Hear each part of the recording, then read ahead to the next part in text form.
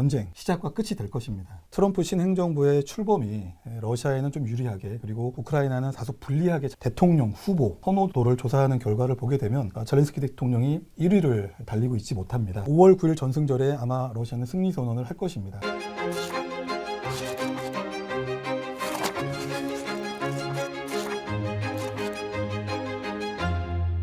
안녕하세요. 한국국방연구원 대외협력실장 유지훈입니다.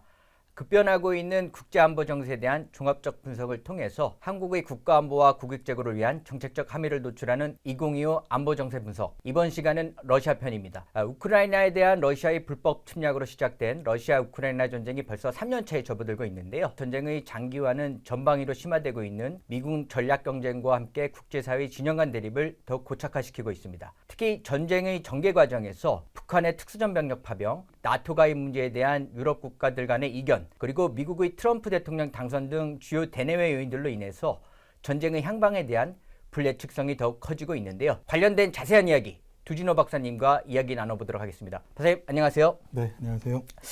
러시아 우크라이나 전쟁이 3년차에 접어들고 있는데 현재 전쟁 상황 어떻습니까? 2025년 2월 24일이면 꼭 러시아의 불법 침공으로 시작된 이 우크라이나 전쟁이 3년째를 맞이하게 됩니다. 이 전쟁의 양상들이 과거 2차 세계대전에 있었던 진지전을 포함한 소모전이라든지 초보적 수준을 뛰어넘는 인공지능 기술이 탑재된 그 유무입 복합 전투체계의 현대전의 압축판과 같은 그런 전쟁 모습이 진행이 되고 있다, 이렇게 먼저 평가를 합니다. 러시아군 같은 경우에 작년 8월에 우크라이나군이 러시아 본토인 쿠르스크를 침공을 했기 때문에 영토 탈환 작전에 이제 본격화하고 있고요. 작년 8월 기준 우크라이나군이 쿠르스크를 침공했을 때 대략 1200 제곱킬로미터가 넘는 이 영토를 점령했다면 지금은 러시아군이 북한군과 함께 700 제곱킬로미터가 넘는 영토를 이렇게 회복을 한 상태입니다. 도네츠크 축선이 러시아군 입장에서는 가장 중요한, 그래서 이제 러시아 군사적인 표현으로는 주타격 방향인데요. 우크라이나 방향으로 계속해서 점령 지역을 확장을 해 가고 있는 겁니다. 정리하면 전 전선에 걸쳐서 러시아군의 전장 주도권을 확립을 한 가운데 쿠르스크를 점진적으로 탈환을 하고 있고, 그리고 가장 중요한 축선인 이 도네츠크 지역에서도 우크라이나 중심 지역으로 돌파구를 확장하고 있는 그런 모습입니다. 우크라이나 또한 이 서방 한 30개국이 넘는 민주진영의 도움을 받아서 전쟁 지속 능력을 확충한 가운데 참 어렵게 이 주권소와 영토 방어에 최선을 다하고 있습니다. 그러나 이제 우크라이나군 같은 경우에 러시아군과 달리 어떤 무기를 자체 생산할 수 있는 능력이 아무래도 상대적으로 좀 부족하기 때문에 자폭드론과 이 무인기를 굉장히 전략적으로 활용을 하고 있는데, 이런 무인기들을 대량으로 러시아의 군 공항이라든지 에너지 인프라 시설, 그리고 주요 탄약 저장 시설, 그리고 군수 기업들과 같은 이런 핵심 표적에 대해서 매일 한 100기 이상의 보냄으로 러시아 연방 정부의 대응 능력을 좀 소진시켜 나가고, 또 러시아 국민들 또한 전쟁의 공포를 느낌으로써 그것이 고스란히 러시아 정부에 좀 부담이 되도록 전략들을 구사하고 있는 상황입니다.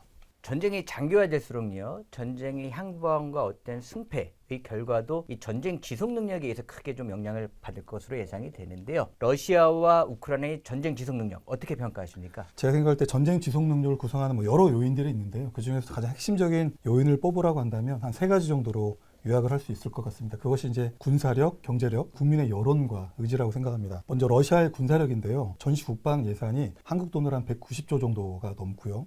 여기에 이제 실로비키라고 하는 국방부를 포함한 연방정보국의 국경수비대라든지 내무부 산하의 다양한 무력부처들, 이 무력부처들 또한 지금 전쟁에 동원이 되고 있기 때문에 이들에 투입되는 전체 예산이 대략 한 590조가 넘습니다. 러시아 전체 연방 정부 예산의 40%가 넘는 그런 예산들이 전시 국방 예산으로 이렇게 좀 투입이 되고 있는 그런 상황이고요. 또 한 가지 러시아 같은 경우는 자체적으로 반도체 소부장 이런 제품들이 제재 때문에 들어오지 않고 있기 때문에 고도의 초정밀, 고위력과 같은 탄도미사일을 생산하는 데 일부 제한은 있으나 자체적으로 무기를 생산할 수 있고, 그리고 대부분 무기를 생산하는 군수 기업들이 지리적으로 우랄산맥 동측 지역에 위치하고 있기 때문에 나름대로 우크라이나 공격으로부터 생존성을 좀 보장을 하고 있다, 이렇게 좀 평가를 합니다. 경제력에 대한 부분인데요.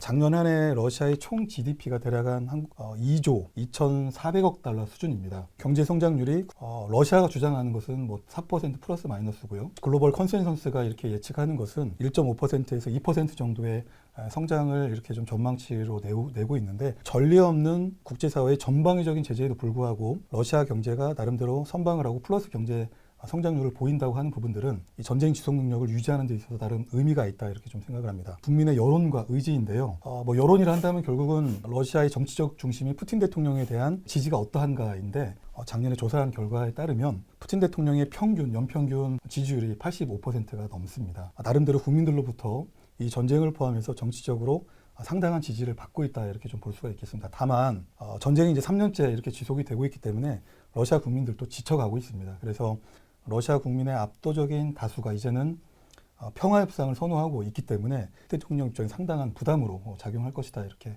보고 있습니다. 우크라이나 같은 경우는 국방비 기준으로 러시아의 최대한 9분의 1 수준 정도로 2024년 우크라이나의 GDP가 대략 한 2천억 달러 수준이기 때문에 러시아 전체 GDP 한 12분의 1 수준이다 이렇게 본다면 군사력과 경제력에 있어서 상당한 열세에 있다고 볼 수가 있겠습니다. 물론 전쟁 지속 능력 확충에 있어서 미국을 위시한 민주진영에서 우크라이나를 지속적으로 돕고 있기 때문에 물리적인 도움과 그런 심리적인 도움을 다 이렇게 포함한다면 무슨 경제력과 군사력을 일정 부분 상쇄할 수는 있지만 러시아에 비해서 상대적으로 좀 약한 수준이다 이렇게 좀 볼 수가 있겠습니다. 우크라이나 국민의 여론과 의지인데요. 전쟁이 장기화하면서 결국 우크라이나 국민의 어떤 분노와 절망감들이 리더십과 그리고 정부의 불신으로 이어지고 있는 부분들이 좀 안타까운 부분인데요. 젤렌스키 대통령이 러시아가 우크라이나를 침공했을 때 지지율이 최대한 90% 이상까지 이렇게 기록을 했다가 지금 지지율은 30%, 40% 정도 이렇게 나오고 있고 또 최근에 이제 대통령 후보 선호도를 조사하는 결과를 보게 되면 젤렌스키 대통령이 1위를 달리고 있지 못합니다. 여러 가지 상황들이 우크라이나의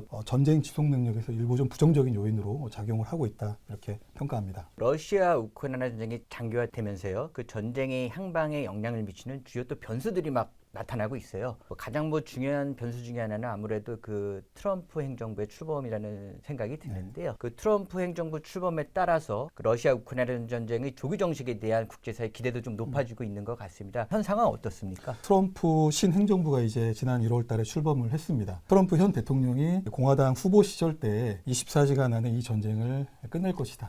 결론적으로 놓고 봤을 때 24시간 이내 전쟁은 끝나지 않았고 그래서 조정된 것이 대략 한 6개월 정도의 로드맵을 이렇게 좀 제시하는 걸로 보여지는데요. 조기에 종식시키기 어렵다라고 하는 그런 인식들이 곳곳에서 좀 이렇게 좀 보이고 있습니다. 문제는 트럼프 신행정부의 출범이 러시아에는 좀 유리하게 그리고 우크라이나는 다소 불리하게 작용하는 측면이 없지 않다는 것입니다. 그 이유가 트럼프 대통령이 공화당 후보 시절이었을 때 당시 당선인을 둘러싼 내외각의 싱크탱크들의 우크라이나 전쟁에 대한 관점을 종합적으로 정리해 보면 무제한적으로 미국이 우크라이나에 무기 지원을 해서는 안 되고 그리고 우크라이나에 무기 지원하는 그 자체도 러시아가 평화협상에 참여하는 것을 전제로 해야 된다라는 이런 조건들을 달았고요. 필요하다면 현 상태에서 전선을 동결해야 되고 우크라이나의 북대서양 조약기구 가입은 허용할 수 없고 상당 기간 유예를 해야 된다라고 하는 이런 나름대로의 내부적인 방침들이 있기 때문에 이것들은 사실 우크라이나가 주장하는 평화협상의 대부분의 조건들하고 배치되는 거고 한편으로는 러시아가 주장하는 평화협상 조건들하고 일부분 합치하는 부분들이 있는 것입니다.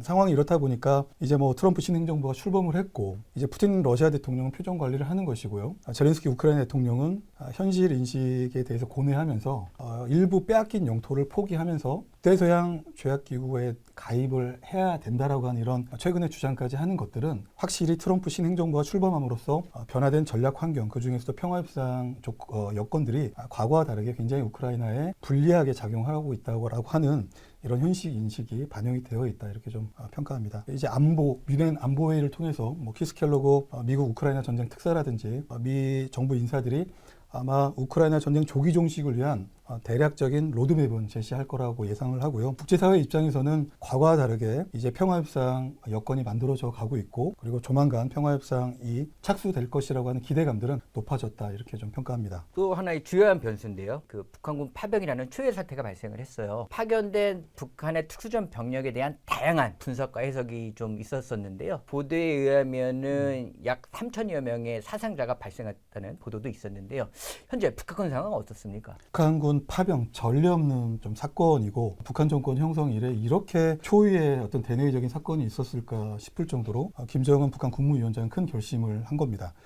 정확하게 이제 우리 국가정보원이 작년 10월 중순경에 북한군의 러시아 파병을 확인을 했고, 파병된 북한 특수작전군은 대략 한 11월 초중순경에 우크라이나군을 상대로 러시아의 본토인 쿠르스크 지역에서 교전을 시작을 해와서 4개월 정도의 시간이 흘렀습니다. 서방의 정보당국이 확인한 바에 따르면 북한군 파병 장병들 중에서 최소 300명 정도의 사망자가 발생을 했고요. 2,700명이 넘는 이제 부상자가 발생을 함으로써 3,000명이 넘는 인명피해가 발생을 한 겁니다. 최소한 25%에 가까운 인명피해가 발생을 했고, 기간을 고려한다면 상당히 치명적인 결과다. 인명피해가 많이 발생한 이유, 도네츠크를 포함한 쿠르스크 지역, 이 지역이 체감온도 마이너스 20도까지 지금 떨어져서 우크라이나 군이나 러시아군 모두 공격 템포가 많이 좀 저하가 되고, 이 작전부대에 어떤 지속 지원을 해줄 수 있는 여건들이 제한되다 보니까 생존성 보장을 위해서 후방으로 재집결하는 그런 모습들도 보여지는데요. 중요한 건 그래서 작년 말부터 1월 말, 2월 초까지 북한군이 전선에서 보이지 않고 있다가 다시 최근에 쿠르스크 지역에서 식별이 되고 있다라고 하는 우크라이나 정부 당국의 판단이 있습니다. 우크라이나의 주요 격전지의 기상 여건이 굉장히 좋습니다. 따뜻한 거죠. 그래서 우크라이나나 러시아군 모두가 작전 템포를 유지하는 데 굉장히 좋은 여건이기 때문에 우크라이나군 입장에서는